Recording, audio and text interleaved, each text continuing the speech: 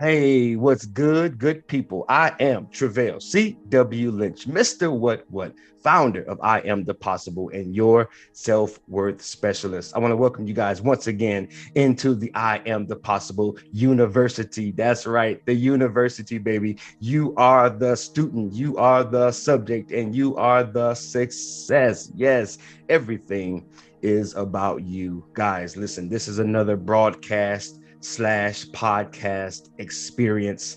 And before I get into anything else, guys, as I say on the live broadcast, okay, your presence, okay, is the greatest present that you could possibly give me or give anyone, right? And so whether you are watching or whether you are listening, you are my very special guest. Thank you for joining me. Thank you for listening. Thank you for being a part of this moment.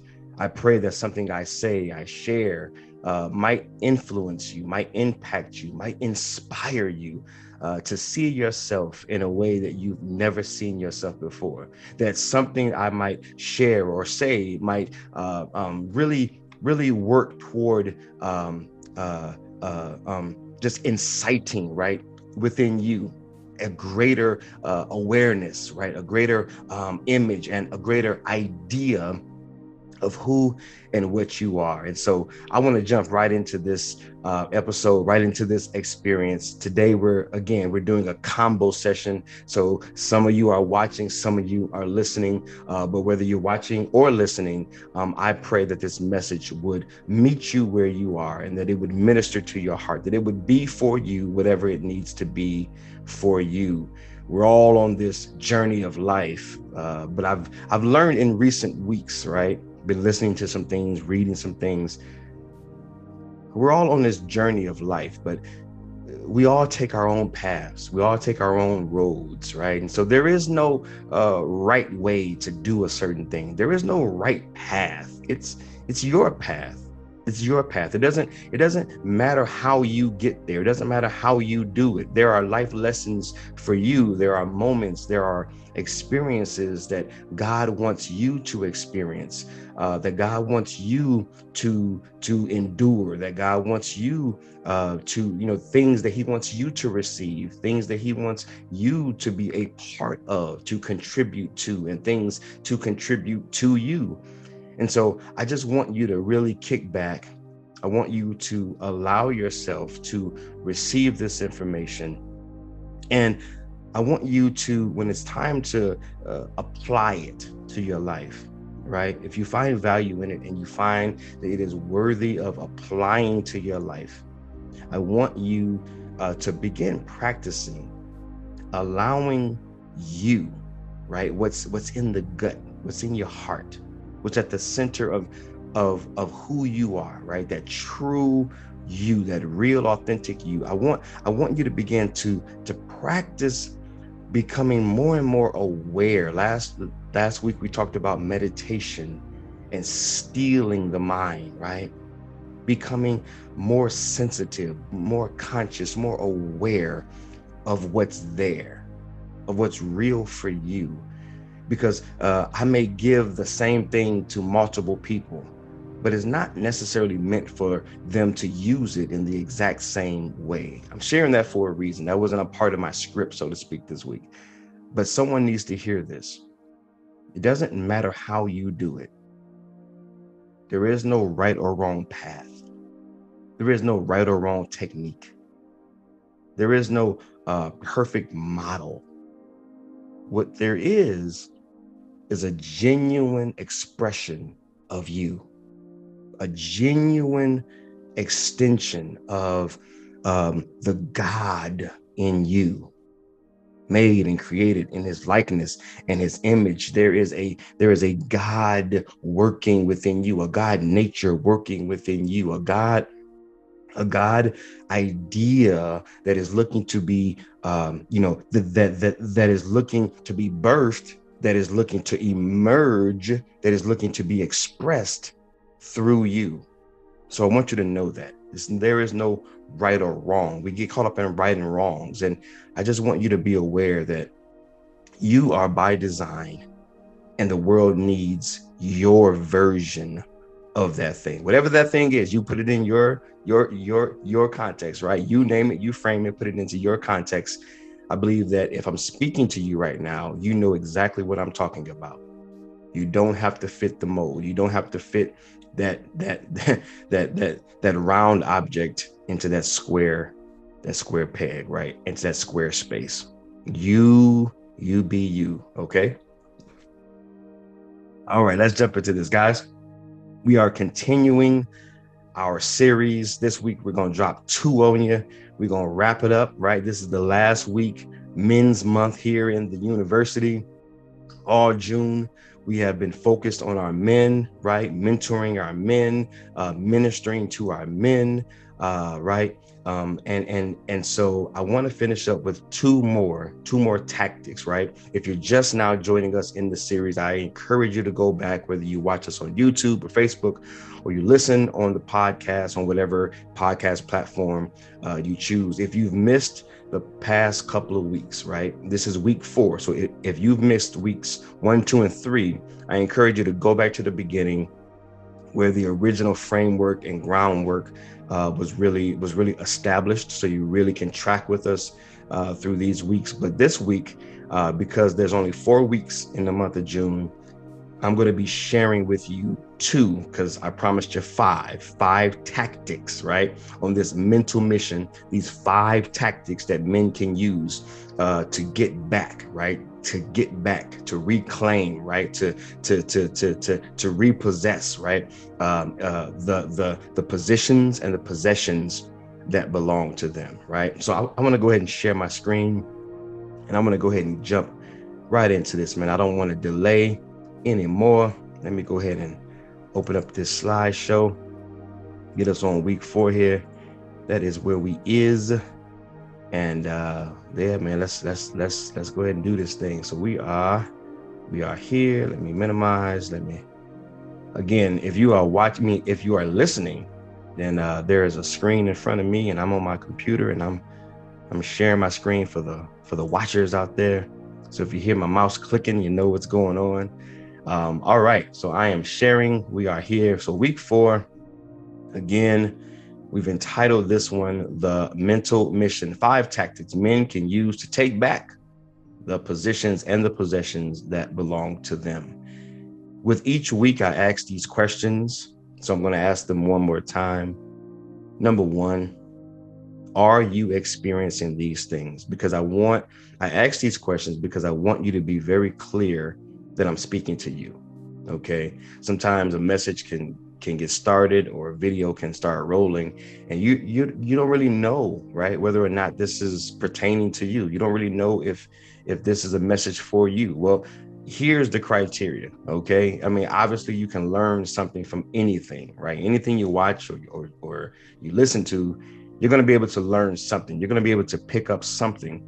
But I want you to be aware that I am speaking to a specific group of individuals, specific men that I have a heart for. And these are the areas, these are the criterias that kind of, you can kind of say, okay, well, if I'm experiencing these things, then he's talking to me, right? Okay, so are you experiencing mental fatigue? You're worn out mentally. Maybe you're in a state of fear. Perhaps you're stressed. Are you worried about something? Do you feel anxiety? Are you really wound up and really anxious, right, about something that may be coming down the road? What about isolation? Do you feel alone, right, closed off from everyone else? How about frustration?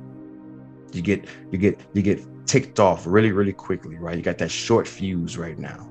Are you experiencing any of those things? Number 2, I want to ask you, are you feeling, right? That was what you were experiencing. Now getting into the feelings, are you feeling overworked? Are you feeling like you're overwhelmed, right? Because when you get too much work, then you can go into this state of just feeling overwhelmed. Or finally, like we've covered it in the last couple of weeks, are you just feeling over it? You're just done. You're at the end, man. You're at the edge of the edge, man, right? You're at the end of your rope. You're pulling your hair out and you're just over it. You don't know what to do next. You don't even have the energy to even engage in the next thing, right? What about this? Are you thinking these things? I haven't done enough. I haven't done enough in my life. I haven't done enough. I haven't accomplished enough, achieved enough. I just haven't done enough with my time, with my life. And maybe you're starting to regret some things. Or I can't seem to do enough. That's where we get into that people pleasing, right? I can't seem to do enough. I did this for him. I did this for her, but it just seems like it never satisfied. You're just in a state where it's just like, wow, man, I just can't seem to do enough for anybody, huh? Is that the narrative? Is that the self-talk that you're struggling with today? Or perhaps it's I'm not enough of, and you fill in the blank. That's when we begin to internalize our experiences.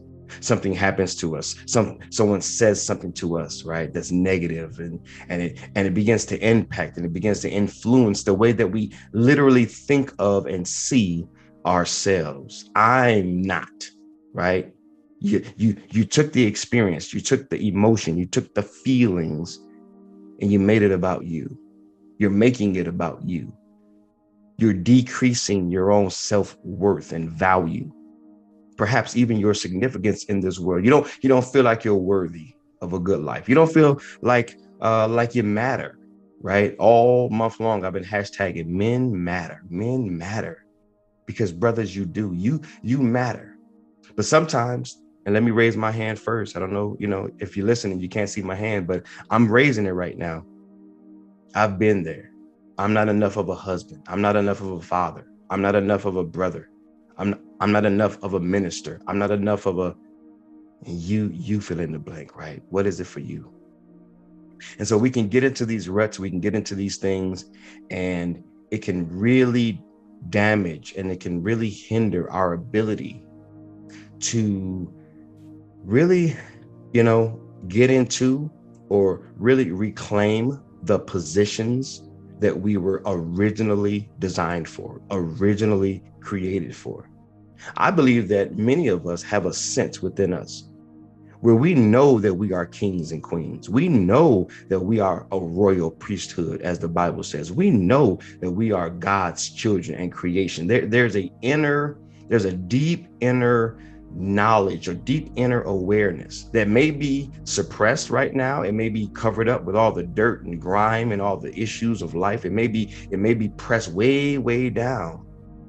But I believe that at the center of every individual, I believe that was something that the devil never robbed us of, a deep inner knowing. We may not be able to articulate it. We may not be able to express it. We may not be able to really identify with it, but there is this unseen, untapped, unknown, just inner thing where something deep down inside says, man, I'm better than this. Life is supposed to be, I'm supposed to be. But we're so consumed and we're so overwhelmed with the cares of life and the issues and our past and our hurts and our experiences that they tend to take all the shine. They tend to distract us. And I get it. And it keeps us from getting into and maintaining our positions, and they prevent us from really reclaiming and getting back our possessions, those internal possessions, which I've been, stressing all month long, those internal expressions, those internal possessions, right? And our ability, right, to express, right? It's those, we can either, well, okay, let me slow down. Not either, but both. There is the possession, right? The ability, you possess an ability to express oneself, right? From an authentic place, and the possession, the ability to have and to hold on to an inner state and an inner place that you've been created for. So it's all in there, okay? It's all in there. I can get tongue-tied at times, all right? But let's get into this. As each week, we look at the enemy of our soul. going all the way back to week 1. I said that we're in a war, right? We put on the mindset, we put on the framework of being in a war, being up against something being up against us. And when we look at being in a war, no matter what war you are, right? Whether it's a physical war or mental war, spiritual war, you have an enemy, an adversary, and it's best that you know their approach, you know their tactics, you know how they fight, so that you can best defend yourself and you can best strategize your offense. Right now, we're in the midst of the NBA conference finals, right? We got the last 2 teams in the East, last 2 teams in the West. I'm not going to share with you who I'm pulling for, but you know, these teams, you know, game 1, they come out and they battle.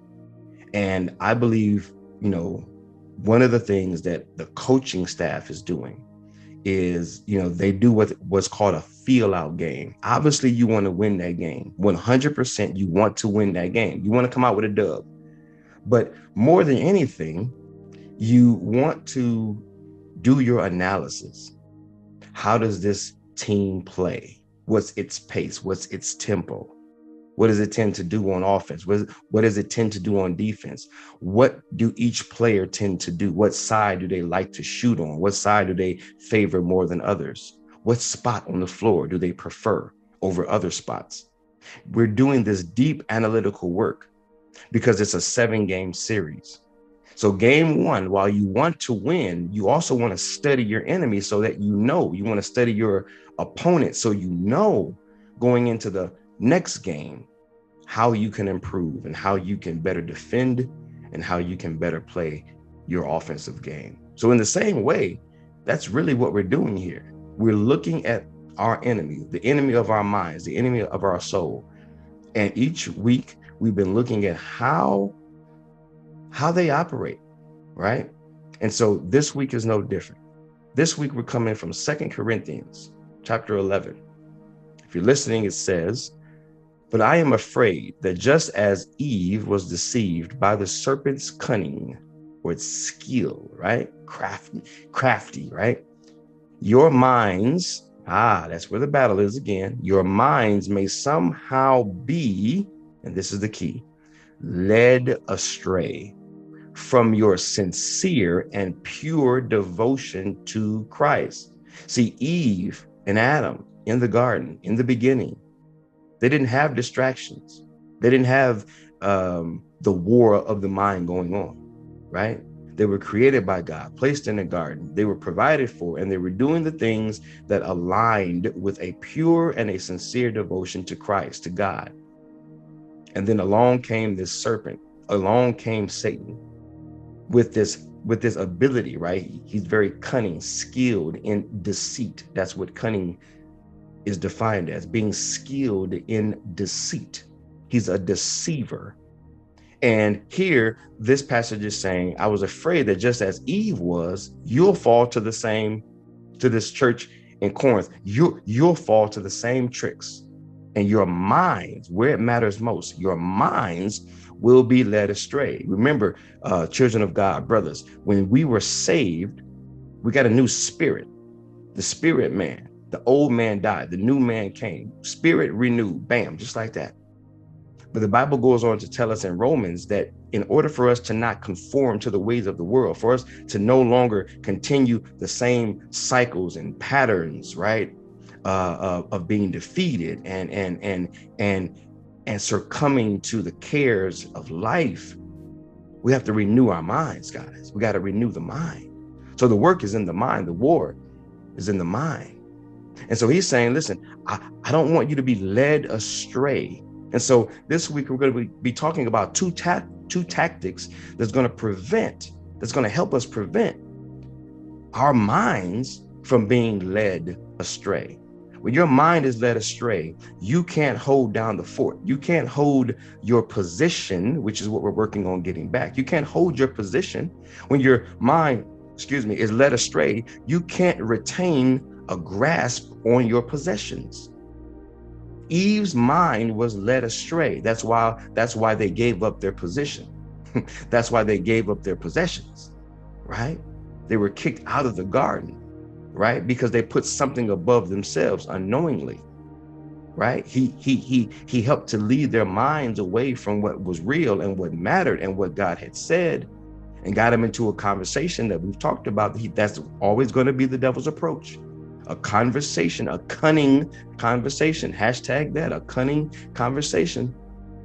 And he's looking to lead our minds astray. So let's get into this, guys. Let's get into this. All right. All right. Number one, this is the first one, right? First tactic, right? Tactic number 4 this week. Mastery. Mastery.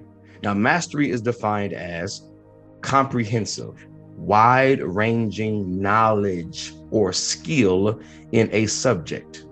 Now, what's the context, right? Because you can be masterful or you can express mastery over anything. Well, here it is this week. Master your meanings, guys. Master your meanings. That's intentionally becoming aware of the meanings we assign and the emotions we allow in our lives. One thing in the recent years that has been an epiphany for me is that we assign meanings. Now, I'm not going to listen. I'm not a licensed psychologist. I haven't gone to school. So I'm not going to even play that game. I'm not going to even go down that path. Here's what I can tell you from my own personal experience, because that's what I can give you. Okay. There is nothing inherently has a meaning. These are just things that I've learned from my mindset coach, from my own personal study and my own personal experiences and what I'm implementing in my own life. Nothing truly has, although it may hurt, although it may be shocking to you, though the experience may be impactful. I mean, you know, we're looking at some extreme cases, right? Because I know your mind can easily go to some painful places and say, are you serious? No, when that person did that to me, when that person said that to me, that meant this. They meant that. I get it, guys. I get it. Okay. But the truth is, nothing inherently has a meaning until we assign it one. That's something God's given us. And it's powerful when we understand it. It doesn't make life any easier necessarily, but it does assist with our navigation of life. It does assist with regulating our emotions that drive a lot of our actions and lead us astray, get us in trouble, giving up our positions and possessions. And it does allow us to better navigate, you know, our decisions, our choices, but just our mental and our internal peace, which is, for me, the primary possession that I want to help you brothers get back. Because, there are life circumstances that we just cannot change. We just can't do anything about them. What's going to be best for us to do is to learn how to be at peace within that storm. Okay. So I'm not here to solve every problem. I'm not here to quiet every storm. What I'm here to do is present to you some tactics so that you get your peace back in the midst of the storm. Okay. Remember the story about Jesus and the disciples in the boat? The storm was raging. Jesus was napping. There is an ability for us to nap in the middle of the storm. That's a whole nother sermon, message, video, podcast experience. Okay. But just remember that there is an ability for us to rest in the midst of the storm. But here's the deal. Mastering your meanings. Here's how it works, guys. Here's how it works. Something happens and you are given the opportunity to assign it a meaning. This is a default thing. This ain't something that most of us have been taught or we've learned or picked up on, or, a lot of brothers, we are not consciously practicing this. Because I mean, listen, I'm 44. I didn't come across this information until like 2 years ago, right? Until I started working with my mindset coach and I began to understand the way that the mind works, right? But we get to assign it a meaning. Something happens and we get to say, okay, this is going to mean this, or it's going to mean that. Most of us, let's say something negative happened. Let's say, for example, let me give you a real life example. This past week, my wife was going to work, right? I'm just telling her business, right? But she was on her way to work, and her driver's side window stopped going up and down. It went down, and the button that you use to, raise the window back up, it broke on the driver's side window panel, right? All the other windows were working fine, but this one window, her window, stayed down, and the button broke. So she called me. I'm at the gym. She calls me, "Hey, windows broke. Need to swap out the cars because I don't feel safe, parking at work with the window down." Cool, understand. In that moment, guys, I had a choice.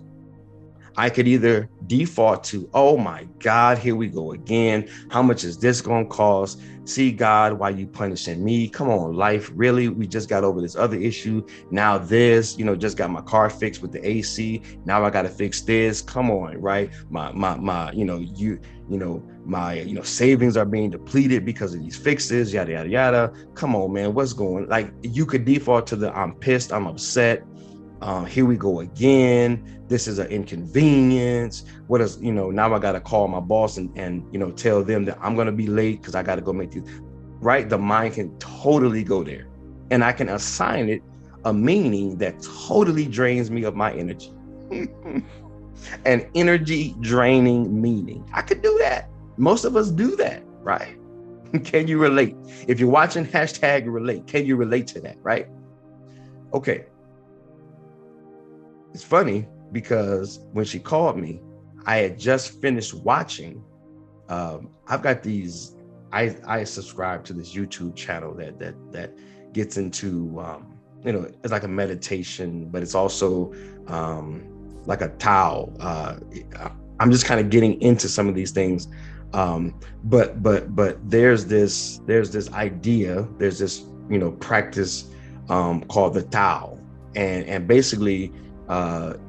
It's saying that life has a flow to it, right? Life has a natural flow. And for us to not force, but for us to get into the flow of life, to not resist the natural occurrences and flow to life, okay? I won't go down that path too much because I'm just starting to tap into some of this information. But the point is, I had just finished another episode of learning basically how to be at peace with life and how to be at peace with the flow of life. And I was cool and calm. So it was like perfect timing when she hit me up. When she hit me up with that, my mind could have, and I acknowledged I could go negative with this, but I'm going to practice what I just learned. I'm going to practice this idea of the Tao. I'm going to practice this idea that this is not working against me, it's working for me. And there's a lesson for me to learn in this. And I'm not going to resist this moment. So I didn't. I made every effort to make her experience the best it could. I said, "Cool, no problem, honey. I'll be on my way. Not a problem. I'll take care of it. You just rest your little head. You be at work. Here's the car. I'll take the van. Don't worry about it. I'll fix it." Now, in my mind, I didn't know how I was going to fix it. I didn't know what was going to happen. I didn't know, what mechanic could possibly see the car that day, yada, yada, yada. Here, I'm going to give you the short end of the story. It worked out. I got it fixed within hours in my city and, cost me a little bit of nothing, and the window's fixed. Okay. I won't go down the whole path because we just take up too much time. All right. But the point that I wanted to share was these things happen all the time, and we get to assign it a meaning. The meaning that I assigned it was, this is for me, not against me. This is an opportunity for me to practice calm, peace, for me to practice trust, for me to practice, not defaulting. If nothing else, this was an opportunity for me to practice not defaulting to a negative place. Because even in that's an improvement. If all I did, like no matter how much it cost, no matter what actually happened with the car, if all I did was decide not to go negative, that's a plus. That's a win, baby. That's a dub right there, right? So we get to assign the meanings to things. And depending on the meaning that we assign, we then experience that thing according to the meaning. If I assign it meaning, oh, life is punishing me, I'm going to experience punishment. My perspective and framework is going to be anger and just resentment, right, toward God, my wife, people. But if I choose, this is a part of the flow. This is working for me. If I choose that meaning, right, now I experience calm, peace, serenity within. I get to learn something from it. I get to pull something from it. And look at this, guys. I get to share on it. I get to be an example of what I want to duplicate and replicate in men who have mastered their meanings. I qualify now, right? Because I chose the path that I wanted. I didn't just let the thing control me. Right? That's the spirit of what I'm saying, right? When you are a master of something, you control it. It doesn't control you. So guys, brothers, listen, every time something happens, every time someone says something, and this won't always be easy. I'm not trying to tell you it's going to be easy. I'm not trying to tell you it's going to be simple, that you're going to nail it every time. I know I'm going to fail some more. I know there's going to be something done or said that maybe in that moment, I ain't gonna be able to choose. I mean, I will always be able to, okay? But, you know, there's gonna be times where you just be in your feelings, right? Something catch you off guard and you respond or react. But the more and more we're conscious of this, we're aware of this, and we train this, the more we're gonna get better at it. And it won't always be 100%. Perfection is not the goal. But there will be more times than not where we will be masters of our meanings instead of our meanings mastering us. I'll say that one more time, and then I'll move on. This is all about becoming masters of our meanings rather than the meanings mastering us. I pray and hope that that makes sense. All right, guys, let's move on. Let me add on to this here, this meaning. All right, for those of you who are watching, meanings are not determined by situations, right? But we determine ourselves by the meanings we give to situations. That's in essence what I just said right there. And for those of you who are listening, I'm reading some quotes about meanings. That one's from Alfred Adler. Alfred Adler. Meanings are not determined by the situation. Your situation does not force you to think about that thing or feel a certain way. It's not. See, this is about regaining, right, our position of mastery and our possessions, right? We have this ability. We don't have to keep giving away our ability. Some brothers feel like, man, I can't help it. She said that to me, man, so I got to react like this. He said that to me, man, so I got to respond like this. Oh, they did that to me. Oh, I'm about to do this. See how we default? See how it's mastering us, how it's punking us? And then when we act out, when we respond, when we do what we do, we the ones going to jail. We the ones getting handcuffed or shot up and killed in the streets. We the ones that's catching the case. We the ones with a bad reputation in the hood. We the ones that don't nobody want to be around. We the ones that everyone blames because we responding and we reacting like animals versus saying, you know what? Okay, cool. All right, cool. I'm going to assign that a different meaning. I'm going to chill. I'm going to sit back and I'm going to allow God and I'm going to allow life, right, to have its way. Okay. Second one, all meanings we know depend on the key of interpretation. That's George Eliot. This is basically saying, listen, guys, how we interpret a situation is going to have a great impact and influence on the meaning that we give it. When my wife's window went down, before I knew anything about what it was or how it was going to get fixed, my interpretation of it was, okay, situation that's working for my good. I interpret this as an opportunity, not opposition. I know that's cliche. I know. So what? But that's real talk. I'm going to interpret this as an opportunity for me to practice what I just learned versus denying what I just learned and looking at this as some opposition and some obstacle that now I got to get over and climb. No, this is an opportunity for me to let go and truly, for us Christians out there, truly let go and let God. And I hope and pray that that makes sense. All right, guys, here we go. Next one, last tactic, number 5, guys. This week I'm dropping 2, so I don't want to labor on one too long. All right. Number 2 this week, but number 5 to wrap it up. Here is the next tactic. Remember, this is about our minds being led astray. I want to introduce you to something called margin. Maybe you've never heard of this before.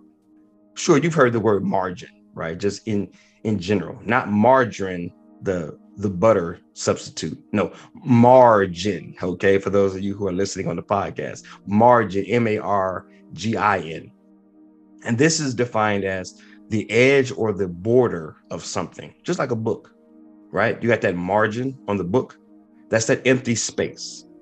Keyword, empty space between the page edge and the words. Every book has one. Even if it's small, there's still a gap. There's still some space, some emptiness, some empty space between the words and the border of the book.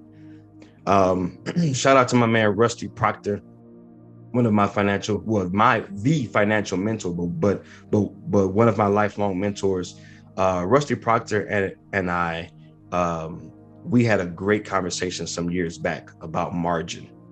And I was explaining to him when I first got introduced to the idea of margin, how it's so important for us to have margin present in our lives in order to have the position, right? Maintain the position and maintain the possessions that belong to us. Now, at that time, I was talking in a different context, right? But it's still all applicable.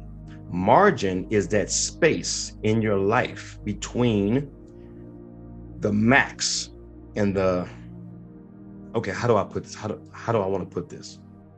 Okay, let's say, for example, there is, okay, everything has a limit. Everything has a max capacity. Margin is the space between your max capacity and how much you've taken on. So let's say you have 100%, right? Margin is you've taken on 99% of your available space, right? Okay, here's maybe the best example, because I'm just trying to pull for an example. Think of it as computer space, right? Your gigs. You ever, I don't know, download a bunch of stuff, or have a bunch of stuff on your phone or on your computer, and you look at the storage that's left, right? And it goes to a red, and it's like, yo, out of 50 gigs, you've used 49.8 of your gigs, right? And so you're in the red and you ain't got a whole lot of space left, right? So now you go to take on something else, you go to download something else, and it says, nope, not enough space, can't do it.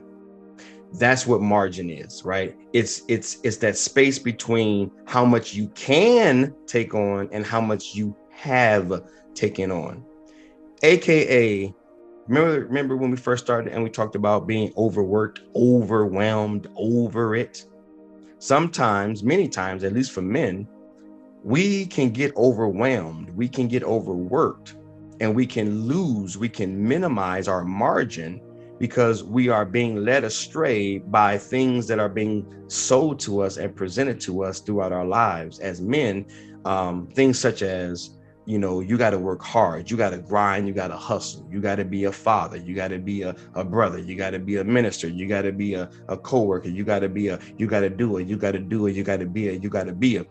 What I'm trying to say is that we can get we can wear so many hats, we can spin so many plates, we can be so many things to so many people, And we just take on more and take on more and take on more because we're trying to prove ourselves as men. We're trying to let the world know that we're responsible. We're trying to let our baby mamas know that we keeping it real, that we're showing up for our children, right? Ministers, we're trying to show up for the church and let the saints of God know that we're on our post, right? On the job, we're trying to climb that corporate ladder to let our boss know that we're on point, right? You name it, you frame it, man. You put it into your own context. The concept, the overarching idea is that we as men take on way, way, way too much, and we have very little margin. And the next thing that we take on, or the next thing that comes our way, boom, overload. We tap out. No space left, no room left. We are running, as they say, chicken with head cut off. We are that, in the book, because this actually comes from a book that I'm going to share in just a moment. They describe, or one of the examples is, especially to my brothers who are out there in corporate America. You have an 8 o'clock meeting. The meeting goes from 8 to 9, but then you have a 9 o'clock meeting that goes from 9 to 10. And then you have a 10 o'clock meeting that goes from 10 to 11. I've been guilty of this, and I've gotten better at this. The 8 to 9 ends at 9, but your 9 to 10 starts at 9. I'll say that again. Your 8 to 9 ends at 9, but your 9 to 10 starts at 9. Where's the margin? There is none. What happens? You usually, because people talk and carry on and you don't know how to wrap it up or don't know how to close out the conversation, you normally go 1 to 2 minutes over the 8 o'clock meeting. So now it's like 9:01, 9:02, 9:03. You still got to shut that meeting down, and you still got to go into the next meeting, especially if you're physically in a physical office. You got to leave one office and walk to another one. Guys, what's happening here? You're going to get to the next meeting and you're going to have to what? Apologize. I'm sorry for being late. I was in my other meeting. It ran over, blah, blah, blah. How does that make you feel? Now, right? He's like, oh, I'm late. You're already behind the 8 ball. How do these people think about me? How now you're in a panic, a rush. Now you're experiencing anxiety. All of these emotional triggers within you, all of this reputation, right, being chipped away at because now you don't start your meetings on time, or now you, the one that called the meeting, ain't even there on time. So now you're a late person and blah, blah, blah, blah, blah. You guys get where I'm going with this. That's what we do in life. We got things bumping up right behind each other. 8 to 9, then 9 to 10, then 10 to 11. And just put that in life's context. Okay, I'm gonna go take the kids to school. I'm gonna drop them off at 9 o'clock. Oh, now I got to be over here to this baby shower at 9:15, but it takes you 20 minutes to get there. So now you're 5 minutes late to that. Oh, after this, I'm gonna go ahead and go pick up the kids from school, and then I got to go run some errands. And then after running some errands, then I got to go down here to the library and grab their school books for X, Y, and Z projects. And then I got to go, and then I got to go, and then I got to go. You see where I'm going with this? You start to trip over yourself. There's too much going on. Again, guys, put this in your own life's experience, your own life context. The point is, when you don't have margin, your mind gets led astray. How can you think straight? How can you calculate your next move? How can you decide? How can you make clear decisions, quality decisions, if your mind is always going at 100 miles an hour? If you're never at rest, if you're never still, if you never have gaps and margins between your meetings and your next thing that you got to do. I see so many people driving like, listen, I might be dating myself, right? But driving like a bat out of hell, right? That was one of the, old school ways of describing when people are running ragged, right? When I was coming up, they said, oh, dude, running like a bat out of hell, driving like a bat out of hell. I see so much of that on these streets nowadays. More than likely, it's because they got up late and now they're in a rush, or they're leaving one thing and trying to get to the next, and they become hazardous drivers. They become a hazard to other people around them. They could possibly cause accidents. Sometimes they do. Now they're impacting other people's lives. In the worst case, they're taking someone else's life because they don't have margin. Okay. I think I've given enough examples, right? I wanted to be organic with my examples on that one. Because if you look around and you really take inventory of your life, many of us brothers, we don't got a lot of margin, man.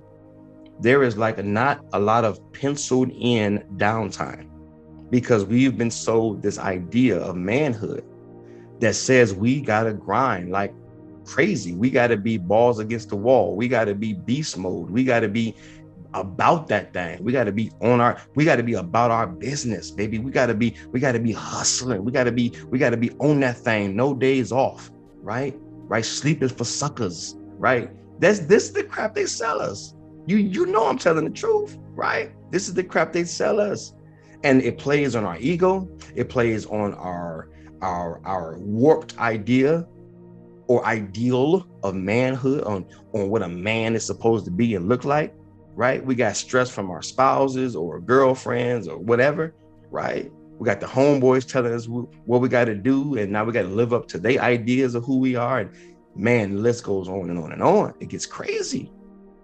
But in the end, we're the ones that are suffering from no margin. I hope that makes sense. Guys. So a tactic is getting some margin in your life, right? Penciling in downtime and being able to, really pencil God in, pencil prayer in, pencil meditation in, pencil do nothingness time in. Like, that's okay to actually plan a day of nothingness, plan an hour of nothingness, where you don't let anyone or anything evade that space, including social media, including, Netflix. I mean, really getting away from life and just letting the mind rest for a moment. All right. Master your margin, guys. Master your margin. All right. For those of you who are watching, I don't know if my little video is covering up the margin. I'm trying to move it around, but that's what it's saying. If it's covering up part of the word, that's what it says. Master your margin. And I want to read this from the very book that I learned a lot of this from, and it's called Margin. The full name, if you want to look it up, it's from Dr. Richard A. Swenson. Richard A. Swenson. The book is called Margin. Subtitle: Restoring Emotional, Physical, Financial, and Time Reserves to Overloaded Lives.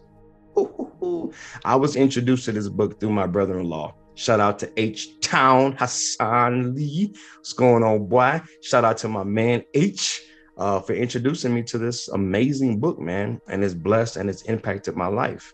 There's another example. Brothers helping brothers. Each one teach one, each one reach one, baby.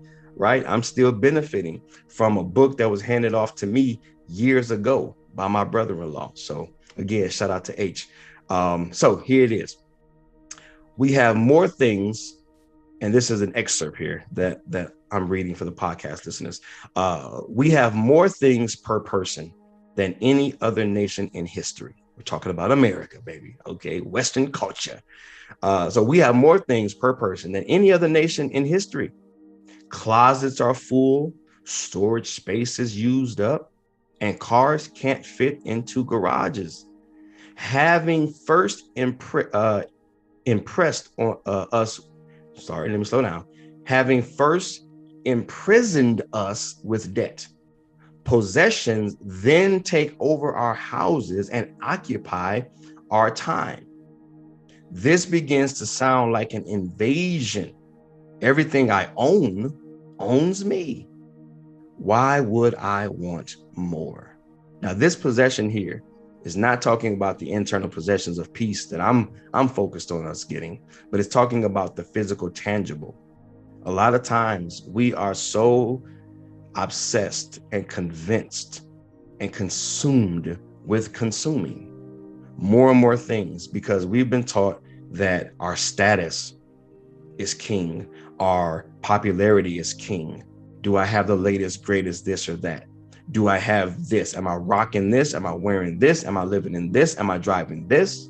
and we're keeping up with the Joneses, and there is no Joneses. It's just an idea.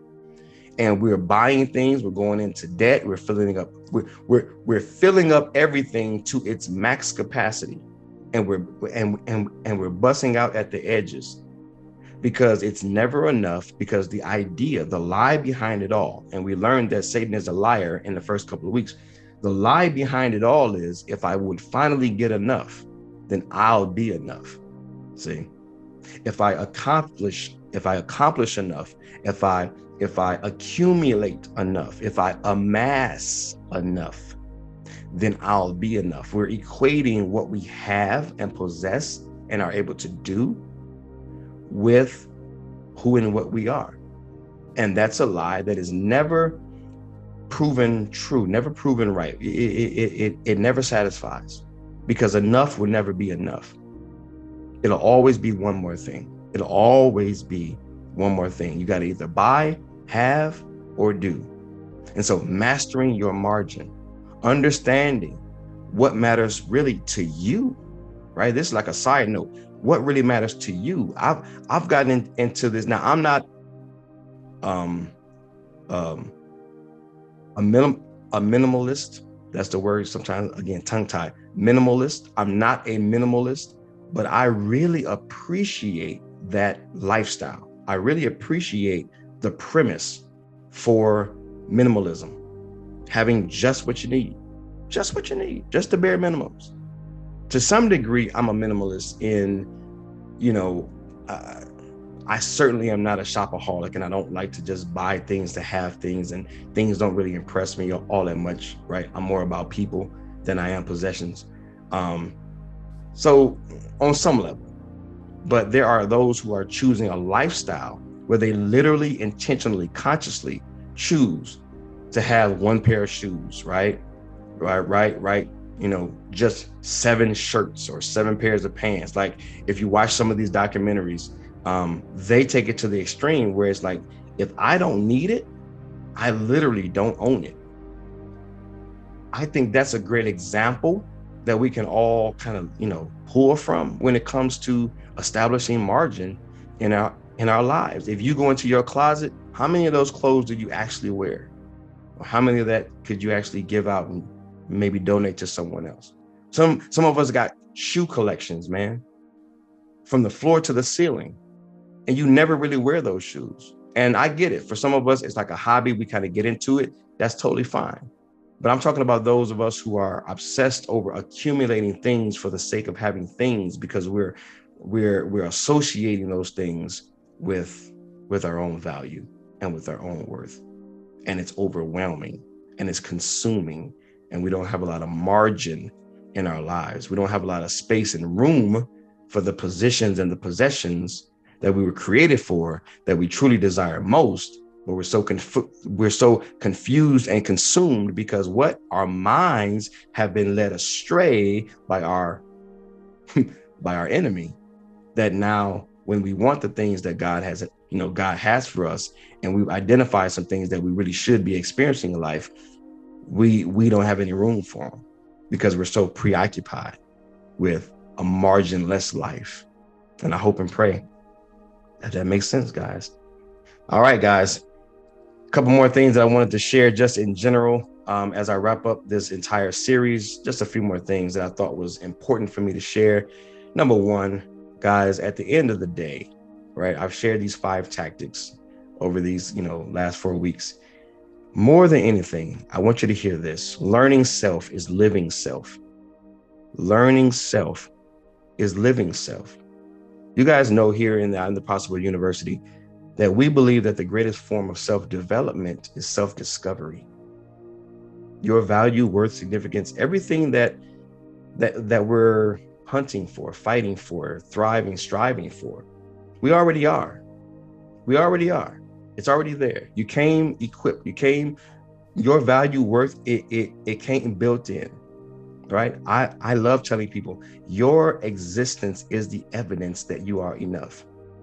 You didn't need, and I won't go down that path, but I'm going to create a whole video, a whole, episode, about the fact that we don't have to add anything to us at all to be enough and to feel fantastic about ourselves. It's just a matter of discovery. We haven't discovered what's already there. So it's this idea of learning self. You haven't really learned self. You've learned life. You've learned the struggle. You've learned the pressure. You've learned the conformity. You've learned the consumerism, right? You've learned the things that life has told you what a man is, and but really digging in and really unfolding, unpacking you, that's a process that you have to be intentional about, and really get aware and really get conscious to. It's like, wait a minute, is this me, or is this the way I've been conditioned? Is this really what I want, or is this what I've been taught to want? Oh, that's a big one. Is this what I want, or is this what I've been taught to want? Yeah, that's worth saying twice. So seek to know more about you than you do anyone else. We live in a world where we know, hey, Keeping Up with the Kardashians, man, that is a classic. Just think about that title. Keeping Up With. Are you serious? Are you serious? Keeping Up With. That's the title. And it's a hit. It's baked into the title.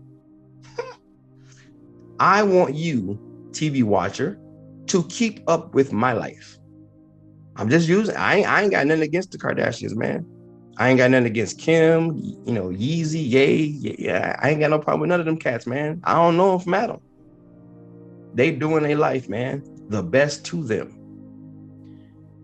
Oh, but as someone who's watching a television, many of us are keeping up with, may not be the Kardashians, but we're keeping up with someone's life more than we're keeping up with ourselves. Okay. Now listen, just as a side note, as I'm recording, you're going to hear the door open up in just a moment. You guys know I keep it organic. I keep it real. My wife is coming home from the gym. So as you hear the door open up and you hear it close, don't even sweat that. Don't even worry about that. That's just going to be a part of the background noise momentarily. All right.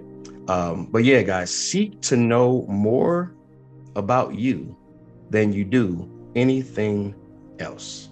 All right. What's real and what's true for you. All right. This next one, guys, All right, guys, want to give you some resources. For you to take. Let's see here. Let me take a moment. All right. Here's some resources for you. Number one, the Bible. Obviously, the Bible will definitely teach you more about you, about who you are, about what you are, about why you are. So I definitely subscribe or definitely suggest that you look into, a scripture a day, right? A passage a day, a devotion a day, but getting back to the source of all life. God is our creator. He knows you best. No one's going to know you better than your creator. Okay. So number one, the Bible. Number two, if you've never explored it, right? Mindset coaching. Some of them can be licensed psychologists. Some of them are not. Some people call them life coaches, but basically getting a coaching element into your life, someone that can, come alongside you and be objective, tell you the truth in love, and really coach you through this mental battle, right? It might be a pastor at a church, but more than anything, you want to partner with someone that can lovingly, caringly, patiently critique you in love and listen to you and help you and just be involved in your life. Number three, this thing called Strength Finders. Okay, you can Google it, right? It's also a book. It's a survey online. But the Strength Finders program, it really helps you to understand and dive into what are your God-given strengths? Where are you, where are you a superstar in life, right? Because there are things that we do really, really well and some things that we have a lot of work to do on. But these things really bring out, in essence, where is your sweet spot? What do you do extremely well, and how you can apply that truth, to every area of your life. So these are the strengths within you. Okay. Again, these are all resources to help you learn self, right? Listen, before we get a degree in psychology, or we go to college for 4 years, 8 years, we become doctors, lawyers, we get a degree in all these other things. I've always had a vision for people getting a degree in themselves. I've always been like, man, get a degree in you, learn you, get a diploma in you. You should be getting a diploma, a certificate in self-education, in the learning of self. Okay. And so these are just some of the things that I've personally used over the years. So strength finders. All right. No, number 4, emotional intelligence 2.0. All right. Emotional intelligence. That's a book. It talks about learning how to really identify, going back to what we were talking about earlier with the meanings, identifying how you are really feeling. A lot of people cannot articulate how they actually feel. They feel some type of way, but when you say, what are you experiencing? How do you feel right now? It's hard for them and hard for us, because I'm still learning to really articulate and to really identify what we're experiencing. And if we can't name it, we can't deal with it. Okay, that's something I learned, right? If we can't name it, if we can't identify it, then we can't deal with it, right? Because it's unknown, just like our enemy, just like Satan. Many of us, like the old saying goes, right? The biggest trick Satan ever pulled over our eyes, right, is the idea that he doesn't exist, right? If we don't think he exists, then we don't know him. If we don't know him, then we can't do anything about it. Inner Matrix, that's the next one. Inner Matrix by Joey Klein. Okay. Great book, again, dealing with the inner workings, dealing with the way that we think, the way that we process, the way that we deal with just life and just who we are. And it gives great insight into self-mastery, how we begin the process of self-mastery. Okay. And then my own personal favorite of all times, In Pursuit of Purpose by Dr. Miles Monroe. Old school book. I forgot what year it was written in, but In Pursuit of Purpose, Dr. Miles Monroe, man. That one truly cut the light on for me, right? I had so many epiphanies, so many aha moments, but that laid the foundation for my entire pursuit of this thing about self-awareness, about self-acceptance, right? About the what, right? I mean, that laid the foundation, because I understood that we are all in pursuit of purpose. There's no man, woman, or child alive who at their core is not asking the question, who am I? What am I? Why am I? Those are the questions of life, man. And we can all relate to it. We all want to know, why am I here? Right? And that book will help to begin, cultivating a great consciousness and sensitivity to those answers. All right. And then lastly, guys, I got one last thing for you. CTA, each week I give a call to action, something that you can actually do. Well, guys, if you don't know, and yeah, this is a little self-promotion because I believe in it. Okay. The iATPU, or the iAMthepossible University free masterclass. It deals with your personality, it deals with your spirituality, it deals with your sociality, right? All of this is included, right? Assessments, insights, excerpts. I break it all down. I give deep, detailed, not only instructions, but I give deep, detailed explanations on self-discovery, why it's so important, what it is, and how to go about it. Guys, we are living out of a perception of ourselves. Zig Ziglar, one of my favorite quotes of all times: a man cannot perform at a level higher than the one he sees himself at. You cannot consistently outperform your perception. You just can't. If you think you're a loser, you're going to find a way to lose. If you think you're a winner, you're going to find a way to win. Period, point blank. And so in this free masterclass, I literally walk you through the process of self-discovery, the process of beginning, the learning, the beginning stages, the early stages of learning yourself. This is a lifestyle. You're going to learn yourself for life, right? Just get comfortable with this concept of a life learner. You're going to learn yourself for life. But these things that I share in this free masterclass, they begin or they will help with the beginning steps, right? It'll start unpacking some things, right? Explaining some things, right? Helping you to navigate, and it will expose some things that are not being talked about, some things that are being swept under the rug for years by the enemy, right? The what, right? What am I? Right. I always like to say, many of us are looking for who I am. We're trying to establish who am I, who I am. Many of us are asking the question, why I am, right? We want to know our purpose in life. But right there in the middle, like a puzzle being put together, right? The one that holds everything together, the who I am, right? And the why I am, it's held together by that centerpiece, what I am. And many of us are going without the what. Going without the what. We don't know what we are. And so because we don't know what we are, we don't know why we are, and we don't know who we are to be. And I pray that makes sense. All right, guys, that's it. It has been quite the journey, man. 4 weeks, 5 tactics, the month of men, all June. We have been focused on our men, the mental mission, right? And just helping you guys with these tactics. I pray that they have been of value to you, that you've enjoyed our series, that you can, that they are something that you can really take to heart, apply to your life. And as I always say, see good results. I am pulling for you. I'm cheering for you. I'm rooting for you, whether you're watching on YouTube or Facebook or listening on your favorite podcast platform. Just know that the iAMthepossible University, we are focused, man, focused. We are determined. We are committed to providing you with information and inspiration that really cultivates, that really incites, right, really invokes,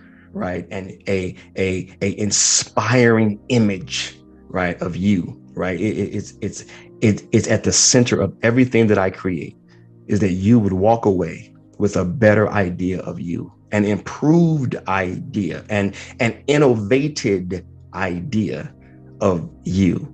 Because at the end of the day, it's about how you see yourself. That's what the devil stole originally. Originally, let me say. He stole our ability to truly see ourselves. And he led our minds astray to look at, to see at, to focus on everything else. And so I want to get us back. I call it the resurrection of Eden, right? Right there in your heart. Bringing Eden back up, right? Bringing that garden back up in your life, that place and that possession of peace. So until next time, I love you guys. Pray for you guys. Believe in you guys. Remember, guys, remember, right? Try to say that 3 times really, really fast. But remember, guys, that the greatest thing that you will ever become, ever become, is accepting of what, that's right, what you already are. Peace.